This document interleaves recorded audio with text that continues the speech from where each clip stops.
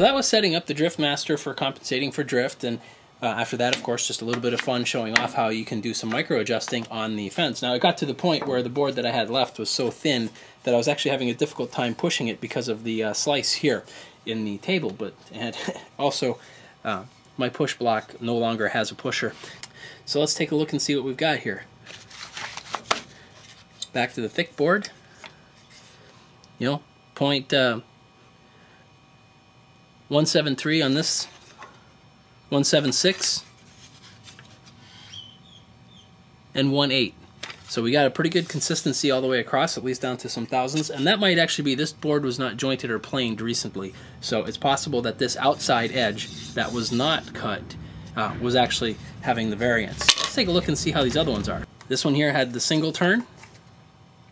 So we're talking about 0.081, 0.082, 0.079, actually 0.08, sorry. So this is within 0.02 front to back. Now we're going to the one that was, this is a half turn, full turn. So we have 0.041, 0.04, 0.036.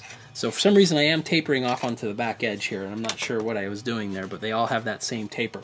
Again, that's likely just that the board was not fully planed. This one here was a quarter turn, so we have 0.33, actually 0.34, 0.04, 0.04. Now we're getting, these are the ones that were basically 1 hour on the clock. So these are going to be kind of fun to take a look at and see what they are. 0.024. 0.025 and 0.03. So I got a little bit fat on this far end again. Let's see what the consistency is when I turn it. 0.021, 0.021, 0.023. So again, these two were basically the same size after moving the fence. That's very difficult to do if you're cutting on the inside or you don't have a micro adjuster like this. And the last board, 0.025, 0.021, 0.025. So you can make some very exceptionally small veneers with this.